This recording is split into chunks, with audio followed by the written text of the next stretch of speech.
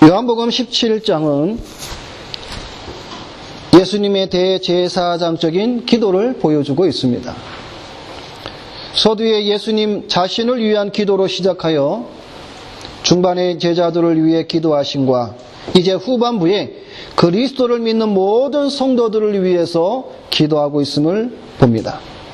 오늘 20절 말씀 시작에 내가 비옵는 것은 이 사람들만 위함이 아니요 또 저희 말을 인하여 나를 믿는 사람들도 위함이니 라고 말씀하고 있습니다. 예수님은 이 사람들만, 즉 제자들만 위함이 아니라 자신을 믿는 모든 신자들을 위해서 기도하고 있다라는 것입니다.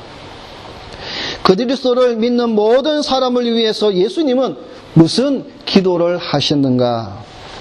오늘 이 말씀을 우리가 살펴보고자 하는 것입니다. 먼저 이 말씀을 보기 전에 성도들을 위한 기도의 서론격인 20절 말씀 가운데 보면은 우리가 눈여겨보아야 될 말씀이 있습니다. 20절 하반절 말씀에 보게 되면 저희 말을 인하여 나를 믿는 사람들도 위함이니라고 말씀하고 있습니다. 여기서 말이라는 것은 로고스를 가리킵니다. 즉 하나님의 말씀을 의미합니다. 이것은 예수 그리스도 안에서 제자들에게 계시된 하나님의 말씀을 의미하고 있다라는 겁니다. 즉 본문의 의미는 성도들이 가지는 믿음은 제자들이 전하는 그 말을 인하여서 그들이 믿게 될 것을 말씀하고 있다라는 겁니다. 제자들이 전하는 복음, 이것이 저희 말이라는 뜻입니다. 성도들의 믿음은 제자들이 전하여 준 그 말씀으로 인한 은혜로 되어진 것입니다. 믿음은 하나님이 세우신 사람을 통하여 하나님의 말씀이 가르쳐지고 전하는 것으로 말미암는다는 사실을 여러분은 아셔야 합니다. 여러분, 믿음은 길을 가다가 동전을 줍듯이 줍는 것이 아닙니다. 시장에 가서 물건을 사듯이 돈 주고 사는 것이 아닙니다. 믿음은 오직 들음을 인해서 얻는 것이라고 성경은 우리에게 말씀을 전해주고 있습니다. 그런데 누가 이 말씀을 전해주고 있습니까?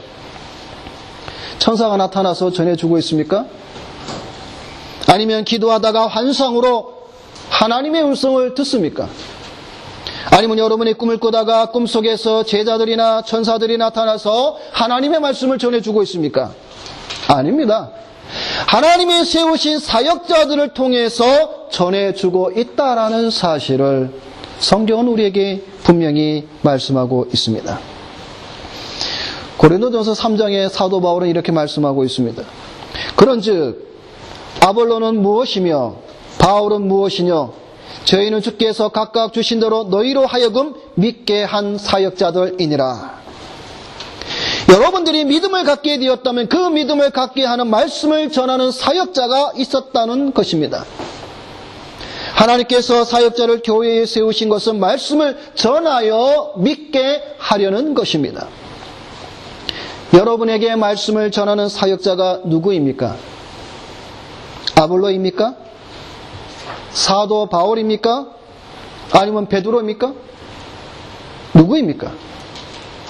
여러분에게 말씀을 전하는 사역자 누구입니까? 바로 최 목사입니다. 다윗의 교회의 사역자로 최 목사를 세우신 것은 하나님의 말씀을 전하여 예수 그리스도를 믿게 하려는 것입니다.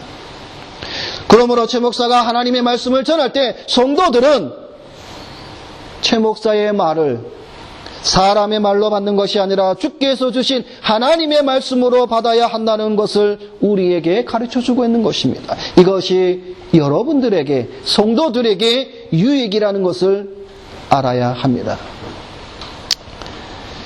사도 바울은 데살로니가전서 2장에 이렇게 말씀하고 있습니다. 너희가 우리에게 들은 바 하나님의 말씀을 받을 때에 사람의 말로 아니하고 하나님의 말씀으로 받음이니 진실로 그러하다.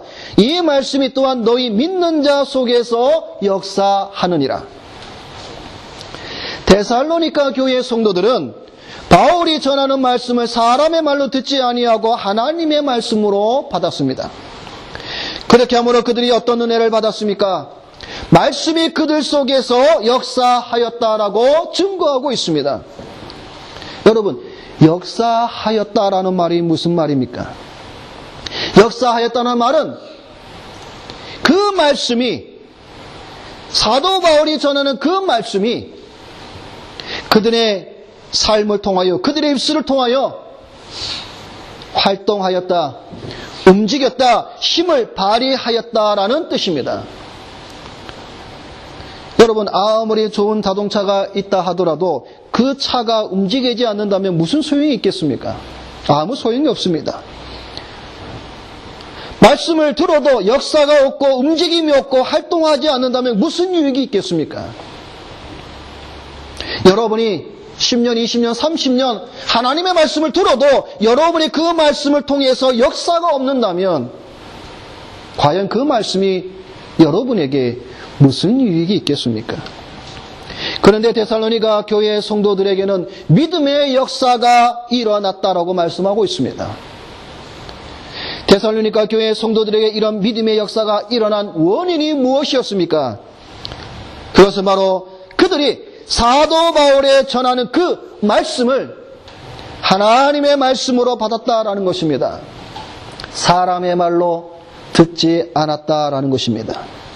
바라기는 데살로니가의 교회 성도들에게 나타난 이러한 은혜와 역사가 오늘 우리 다윗의 교회에서도 동일하게 일어나기를 바라는 것입니다. 여러분, 생각해 보아야 합니다.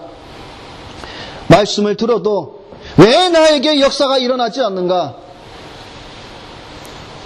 하나님의 말씀을 들을 때 그저 사람의 말로는 듣고 있지는 않은가? 우리는 우리 자신을 되돌아보아야 합니다. 그래서 성도들은 자신의 사역자를 위해 기도하며 가르침에 순종하고 복종해야 한다고 성경은 우리에게 말씀하고 있습니다. 여러분, 우리 히브리서 13장을 한번 찾아보겠습니다. 신약성경 히브리서 13장입니다.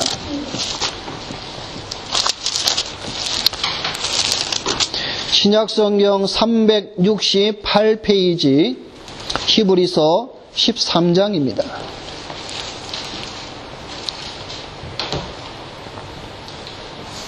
자, 신약성경 368페이지 히브리서 13장. 자, 우리 17절 말씀을 우리 다 같이 함께 읽겠습니다. 너희를 인도하는 자들에게 순종하고 복종하라. 그들은 너희 영혼을 위하여 경성하기를 자신들이 청산할 자인 것 같이 하느니라. 그들로 하여금 즐거움으로 이것을 하게 하고 근심으로 하게 하지 말라. 그렇지 않으면 너희에게 유익이 없느니라. 아멘. 이 말씀은 히브리서 기자가 히브리서를 마무리하면서 성도들에게 당부하는 말씀입니다. 모든 성도들이 교회의 사역자에게 어떠한 자세를 가져야 하는지를 가르쳐주고 있는 것입니다. 첫째는 순종하고 복종하라는 것입니다. 왜? 그들이 너희 영혼을 위하여 경성하기를, 다시 이 경성이라는 말은 우리 학생들 무슨 말인가 하면 깨어있다라는 거예요. 그러니까 잠자지 않고 졸지 않고 깨어 있어서 자기가 청산할 자인 것 같이, 자기가 회개할 것 같이 하나님의 말씀을 전하는 자이기 때문에. 두 번째로는 즐거움으로 사역을 하게 하고 근심으로 하게 하지 말라. 왜냐하면 너희에게 유익이 없기 때문이라는 것입니다. 이렇게 하시는 이유가 무엇입니까? 그것은 바로 하나님께서 교회의 사역자들에게 부여하신 목회적 권위와 책임감이 있기 때문에 그렇습니다.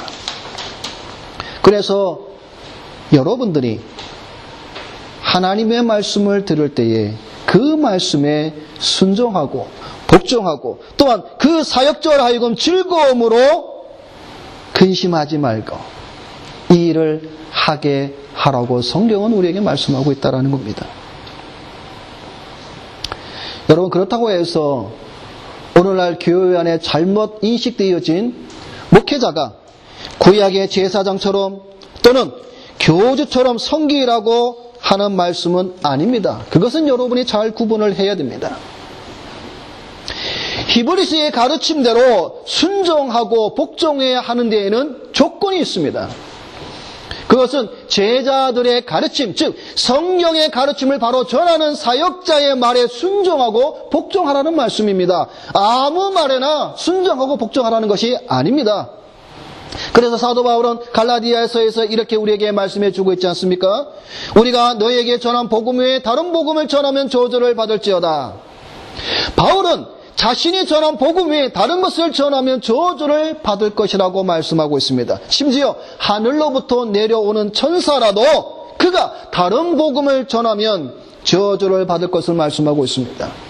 교회의 사역자는 사도들이 전한 복음, 그것 외에 다른 것을 전하지 말아야 하는 것이죠.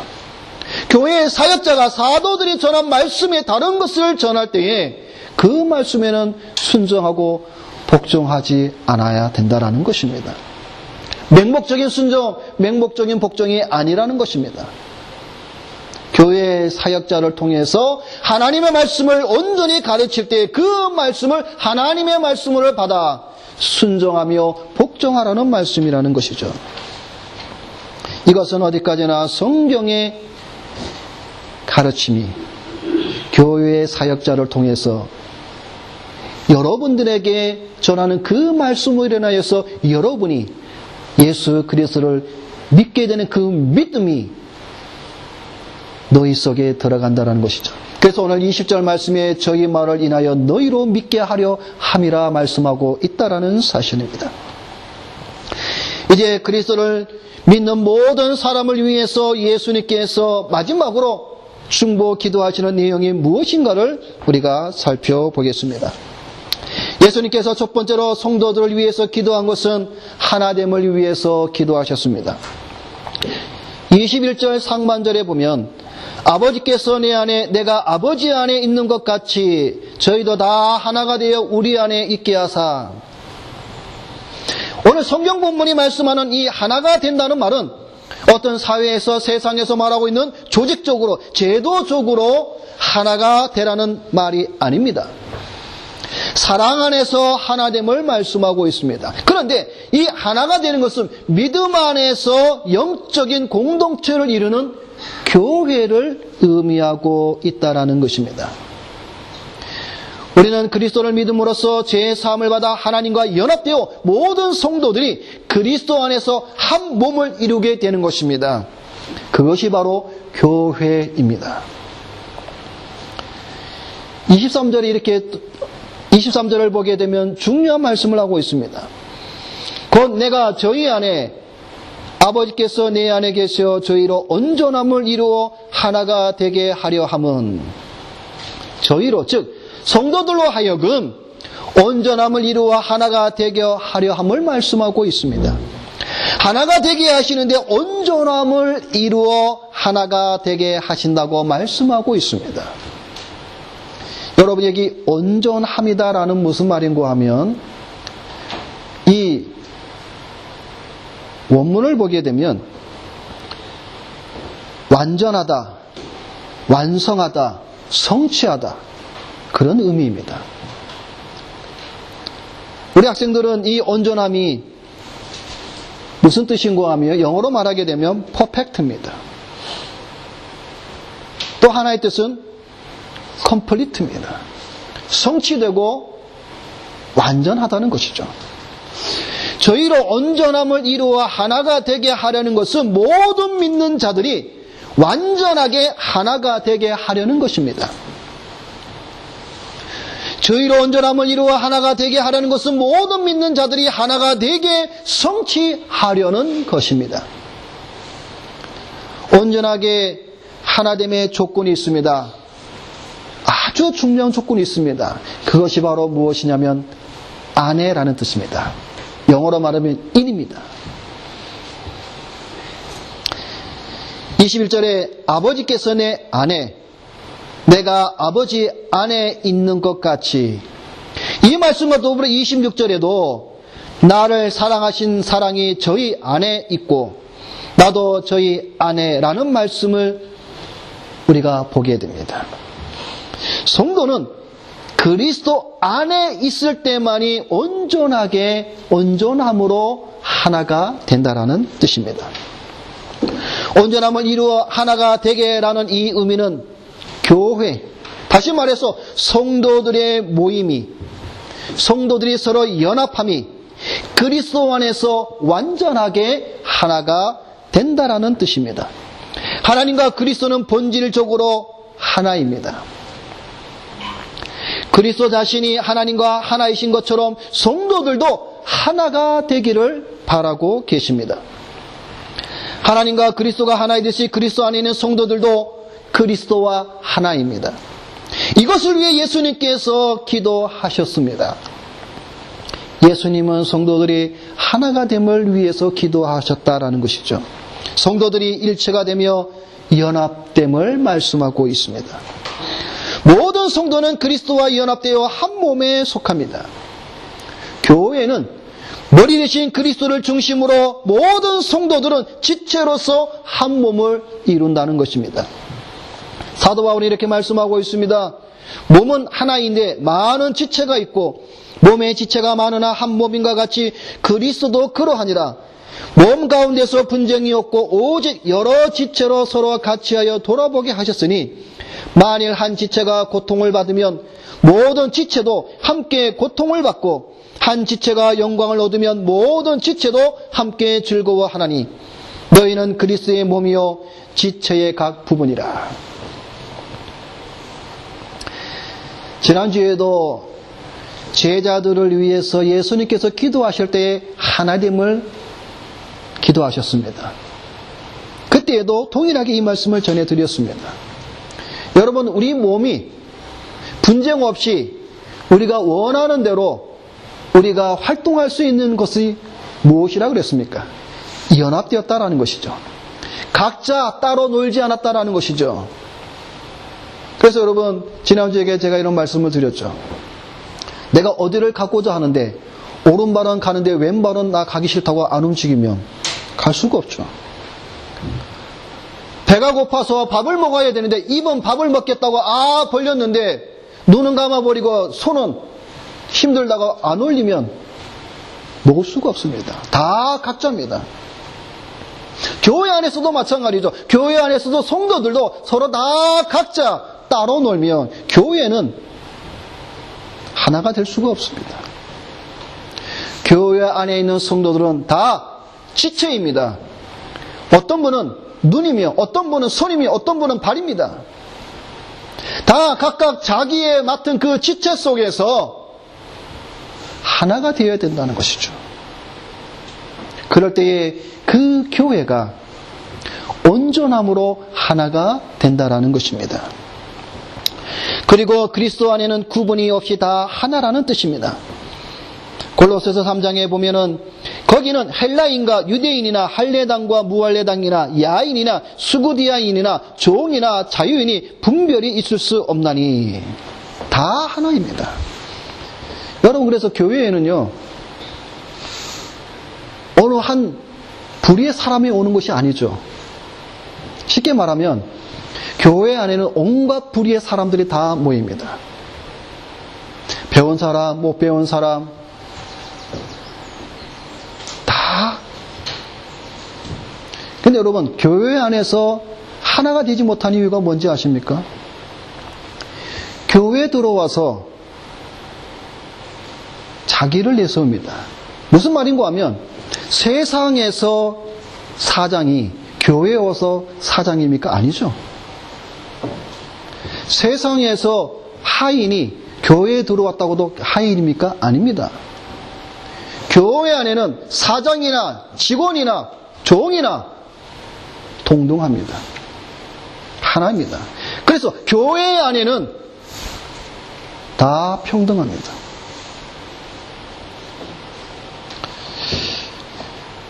초대교회 성도들이 하나가 됨을 우리에게 잘 보여주고 있죠. 그래서 여러분, 사도행전 2장에 보면은 이렇게 말씀하고 있습니다.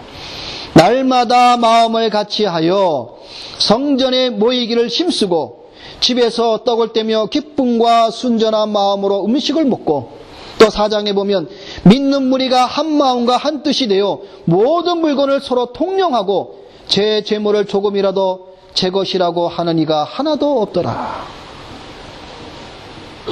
초대교회의 모습은 하나됨을 우리에게 잘 보여주고 있다는 것이죠. 그런데 왜 예수님은 이렇게 하나가 되기를 위해서 기도하고 계시냐 하는 것이죠. 왜 온전하게 하나가 되기를 위해서 예수님은 기도하십니까? 오늘 성경에 보면 두 가지로 말씀하고 있습니다. 21절 하반절에 보게 되면 세상으로 아버지께서 나를 보내신 것을 믿게 하옵소서.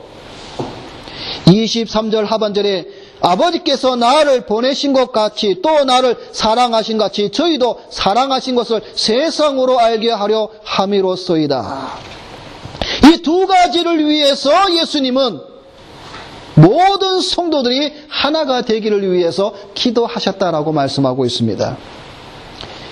이 부분에 대해서는 온전함을 이루어 하나가 되게 함을 말씀을 좀 더 드리고 난 후에 말씀을 드리도록 하겠습니다. 온전하게 하나가 되는 것에 있어서 우리는 두 가지를 짚고 넘어가야 됩니다. 첫째는 분열입니다. 예수님은 하나가 됨에 대하여 여러 번 말씀을 하시면서 강조하고 있습니다. 하나가 되는 이 연합의 반대가 무엇입니까? 분열입니다. separate, 나눠지는 것입니다. 그리스도의 몸인 교회를 찢는 자들에 대해서는 안 된다라는 것입니다. 무슨 말인가 하면 교회 안에서 당파를 만들어 네 편 내 편 갈라서 하나가 아니라 여러 몸으로 나누는 것을 말하고 있습니다. 여러분 유다서 1장에 보면 이런 말씀이 있습니다. 사랑하는 자들아 너희는 우리 주 예수 그리스도의 사도들의 미리 한 말을 기억하라. 그들이 너희에게 말하기를 마지막 때에 자기의 경건치 않은 종력대로 행하며 기롱하는 자들이 있으리라 하였나니 이 사람들은 당을 짓는 자며 육에 속한 자며 성령은 없는 자니라. 여기서 당을 짓는 이 말은 탈퇴하다, 나누다, 차별하다 이런 뜻으로 쓰였습니다.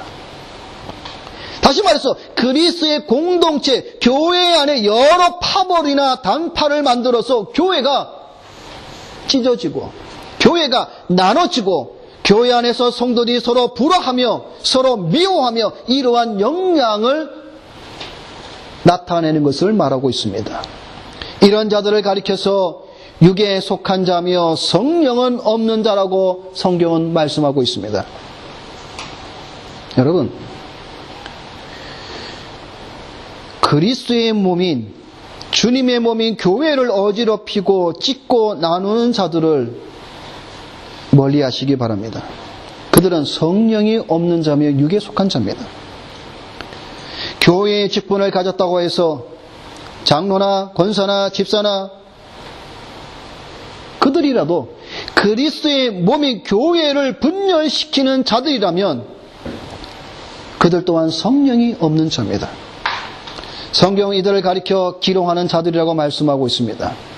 기롱하는 자들이란 하나님을 두려워하지 아니하고 불경건하게 행동하며 하나님의 뜻을 따르기보다는 자기의 뜻대로 행하는 사악한 자들을 말합니다. 이들은 그리스도의 사람이 아닙니다. 마귀의 자녀들입니다.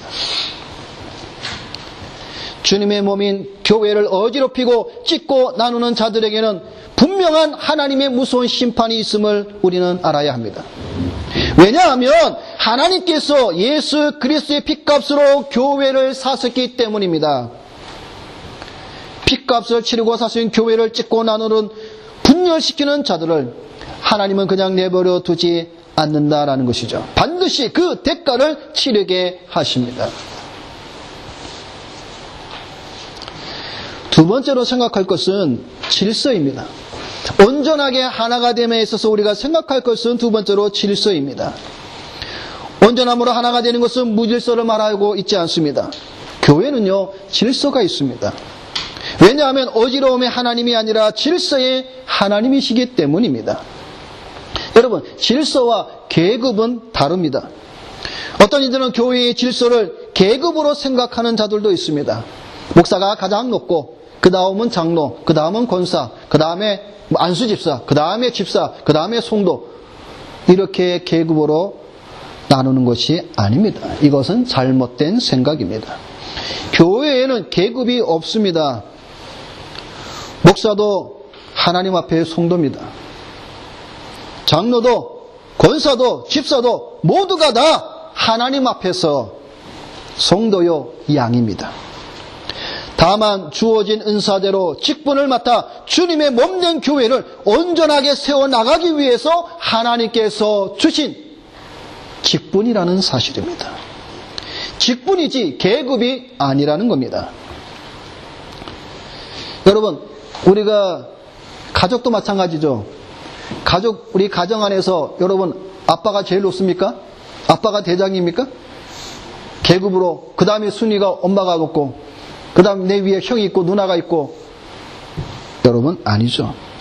가정도 질서를 말하지 계급을 말하지 않습니다. 근데 여러분, 가만히 보세요. 가정에서 질서가 깨어진 집은 어떻습니까? 엉망이죠. 자녀가 아버지를 향해서 삿대질하고 어게인스트하고,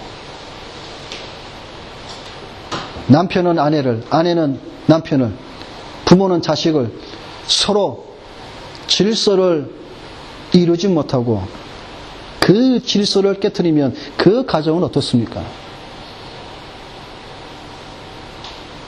우리 주변에 이런 가정들 많죠. 마찬가지입니다. 교회 안에서도 질서가 깨어지면 엉망입니다. 여러분, 질서라는 게 무슨 말인지 아십니까?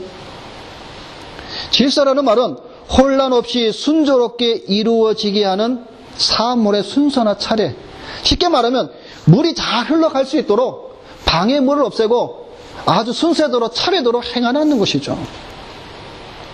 교회 안에 질서가 없으면 엉망이 됩니다. 그래서 늘 교회 안에서는 시끄럽고 분파가 생기고 나눠지는 것이죠. 목사는 기도와 말씀을 전하는 데 전념해야 됩니다. 장로는 목사를 도와 교회를 치리하고 교인들을 돌아보아 신방하며 그들이 하나님의 말씀을, 설교를 잘 이해하였는가, 잘 받고 있는가, 잘 양육되어 있는가, 그것을 하는 것이 장로의 직분입니다. 권사는 교인을 돌아보며 신방과 기도하는 겁니다. 그리고 실족한 성도들을 권면하는 겁니다. 집사는 교회의 재정관리와 구제 사역에 힘쓰는 직분입니다. 성도는 말씀을 배우기에 힘쓰는 자들입니다. 이렇게 질서대로 행하면 교회는 온전함으로 하나가 됩니다. 질서가 있는 것이죠. 그런데 장로가 자기의 직분은 생각지 아니하고 망각하고 목사의 자리에 서서 행한다면 집사가 장로의 자리에 서서 되지 않습니다.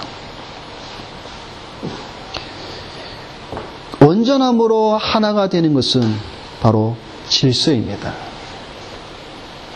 그 질서가 바로 세워진 교회가 온전함으로 하나가 되어 하나님께 영광이 된다라는 사실입니다.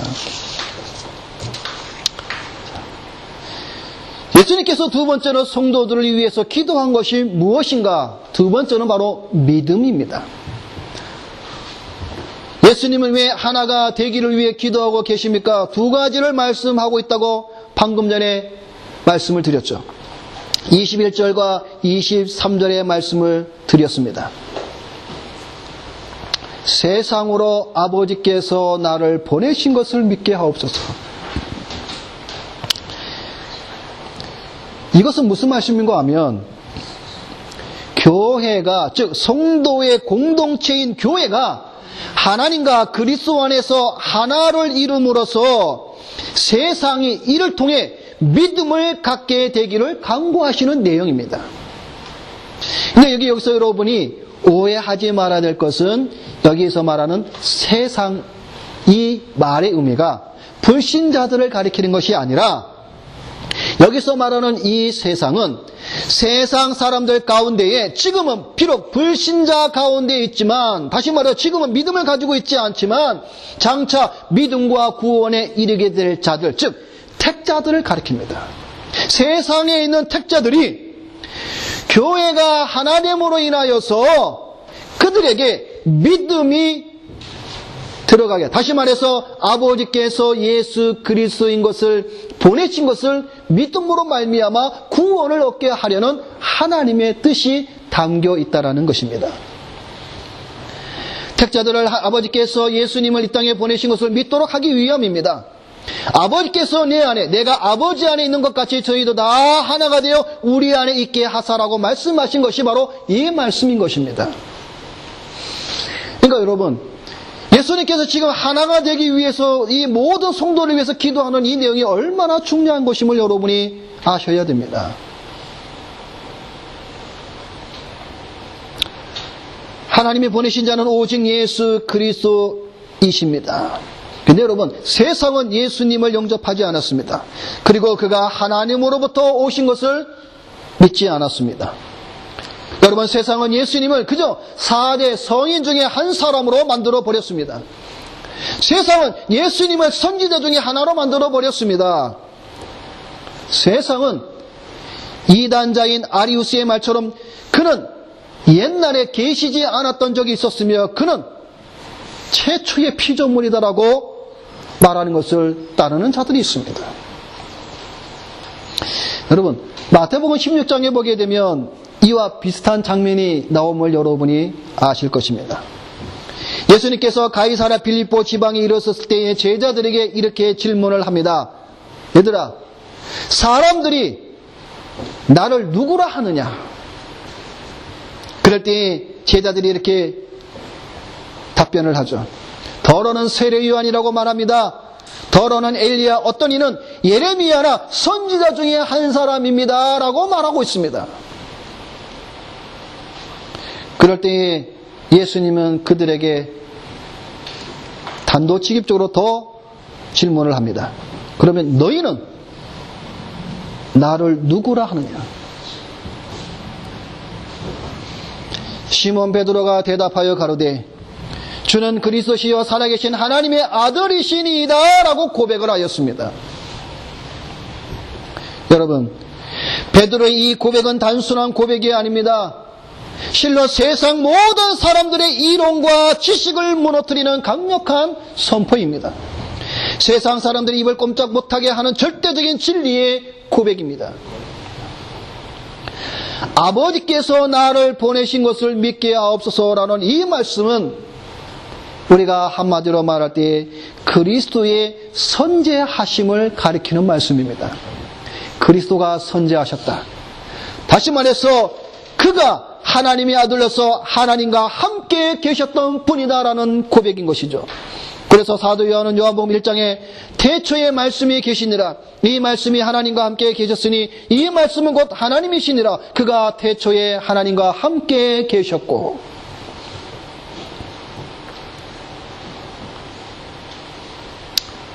또한 23절에 예수님께서 하나가 되기 위함을 기도하신 것은 곧 내가 저희 안에 아버지께서 내 안에 계셔 저희로 온전함을 이루어 하나가 되게 하려 함은 아버지께서 나를 보내신 것과 또 나를 사랑하신 같이 저희도 사랑하신 것을 세상으로 알게 하려 함이로소이다. 두 번째로 말씀하고 있는 것은 하나님 안에서 성도들이 사랑으로 하나 되는 것을 보면 믿음이 없는 세상이 알게 된다라는 의미입니다. 하나님이 독생자이신 예수님을 사랑했듯이 모든 성도들도 사랑하신 것을 세상이 알게 되기를 원한다는 말씀입니다. 이 말씀은 무슨 말씀인가 하면, 여러분, 세상은 이렇게 말합니다. 성도들 향해서 이렇게 말합니다. 핍박과 고난을 당하는 성도들을 보면서 조롱하며 말하기를 너희의 하나님이 어디 계시냐? 하나님이 살아계시고 하나님이 너희를 사랑한다면 너희를 이렇게 보고만 있을 수 있느냐? 너희를 어떻게 고난을 당하게 하고 너희를 어떻게 핍박을 받게 하느냐? 하나님이 살아계시다면, 하나님이 너희를 사랑하신다면 너희에게 왜 이러한 슬픈 일이, 왜 이러한 비참한 일이 일어나느냐라고 조롱한다라는 것이죠. 그럴 때에 저들의 조롱이 변하여 놀라게 하심을 알게 한다라는 것이죠. 하나님이 성도들을 얼마나 사랑하셨는지, 과연 그가 하나님이 독생자를 사랑하신 같이 성도들을 사랑하셨구나라는 것을 알게 되리라는 것이죠. 이것을 위해서 예수님은 하나가 됨을 위해서 기도하셨다라는 것입니다. 마지막으로 세 번째로 예수님께서 성도들을 위해서 기도하신 것은 복의 하심을 위해서 기도하셨습니다. 24절 말씀에 아버지여 내게 주신 자도 나 있는 곳에 나와 함께 있어 아버지께서 창세전부터 나를 사랑하심으로 내게 주신 나의 영광을 저희로 보게 하시기를 원하옵나이다. 이 기도는 모든 선택받은 자들이 마지막 날에 하늘나라에서 그와 함께 거하게 해 주실 것을 강구하신과 더불어 그들이 그곳에서 아버지가 그리스도에게 주신 그의 영광을 바라보게 하시기를 강구하시는 내용입니다. 나 있는 곳에 나와 함께 있으라는 이 말은 이 세상의 어느 곳이 아니라 영원한 천국을 말합니다. 하나님의 나라 천국에 그리스도와 함께 있으면 우리의 궁극적 축복이기도 합니다. 아버지의 나라에 함께 있음을 보게 한다는 것은 얼마나 우리에게 큰 은혜가 되십니까? 성도가 아버지의 나라에 그리스도와 함께 있음을 본 자는 세상을 사랑하지 않습니다. 다만 이것을 보지 못하는 자들이 세상을 사랑하여 연기와 같이 사라질 이 세상 썩을 것을 움켜잡으려고 발버둥치며 살아가는 것이 오늘날 이 세상의 사람들의 모습이 아닙니까? 그러나 믿음을 가진 자들은 하나님의 나라를 바라본 자는 세상 사람들과는 다르다는 것이죠. 여러분, 히브리서 11장에 보면 이런 말씀이 있습니다. 저희가 이제는 더 나은 본향을 사모하니 곧 하늘에 있는 것이라. 그러므로 하나님이 저희 하나님이라 일컬음 받으심을 부끄러워 아니하시고 저희를 위하여 한 성을 예비하셨느니라. 아브라함은 시험을 받을 때에 믿음으로 이삭을 드렸으니 저는 약속을 받은 자로되 그 독생자를 드렸느니라. 믿음으로 모세는 장성하여 바로의 공주의 아들이라 칭함을 거절하고 도리어 하나님의 백성과 함께 고난받기를 잠시 죄악의 낙을 누리는 것보다 더 좋아하고 그리스도를 위하여 받는 능력을 애굽의 모든 보호보다 더 큰 재물로 여겼으니 이는 상 주심을 바라봄이라. 여러분, 우리의 믿음의 선진자들은 본향을 사모하였고 상급을 바라보았고 하나님의 나라를 바라보았습니다. 그것을 보았기에 그들은 구차히 죽음을 면하려고 애쓰지 않았습니다. 뭐라고 말씀하고 있습니까? 아브라함은 독생자까지 드렸다 그랬죠. 자기 아들 이삭을 드렸다고 했습니다. 모세는 뭐라고 말씀하고 있습니까? 공주의 아들 왕자로의 자리, 애굽의 모든 보화도 다 버렸습니다. 오히려 무엇을 찾았습니까? 그리스도와 함께 고난받기를 잠시 죄악의 낙을 누리는 것보다 더 좋아했다고 그랬습니다. 여러분, 과연 이것이 우리 인간의 이성적으로 여러분 이해가 되는 말씀입니까? 여러분, 오늘날 우리의 신앙에 우리 주변의 사람들의 모습을 보시기 바랍니다. 나에게 지금 1억이라는 돈이 떨어지면 믿음 져버립니다.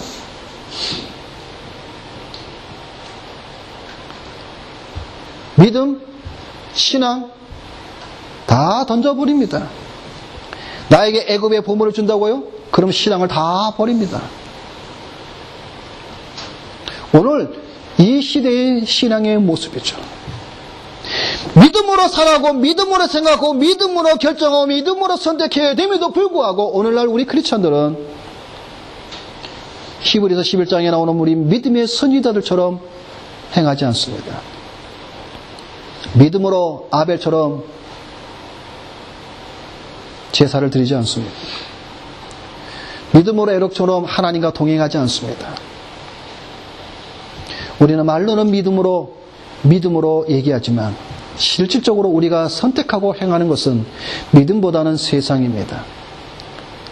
세상의 죄물, 세상의 부귀, 세상에서 잠시 잠깐의 즐거움, 그것을 선택하면서도 우리는 한편으로는 믿음, 신앙을 말하고 있습니다. 그게 오늘 우리의 이중성의 모습이 아니겠습니까? 본향 아버지의 나라를 바라본 자는 세상에 미련을 두지 않습니다. 아버지의 나라를 바라본 자는 믿음으로 고난을 즐거워합니다. 세상 재물에 마음이 뺏겨 믿음을 버리지 않는다라는 것이죠. 그리고 마지막 절에 이렇게 말씀하고 있습니다. 영광은 그가 창세전부터 가지고 있던 하나님의 영광으로서 그 영광, 그것을 바라봅니다. 말씀을 맺겠습니다. 요한복음 17장은 예수님께서 대제사장으로 중보자의 기도를 드렸습니다. 자신을 위해서, 제자들을 위해서, 그리고 모든 성도들을 위해서, 교회를 위해서 기도하셨습니다. 예수님의 이 중보자 기도의 내용을 통해 우리는 사역자가 전하는 말을 하나님의 말씀으로 받아 믿음으로 나아가며 주님의 몸된 교회가 하나 되게 함을 심으며 그리스도가 누구이신지를 바로 알며 주의 나라와 영광을 바라보는 참되고 복된 성도들이 되시기를 주님의 이름으로 부탁을 드립니다. 기도하겠습니다.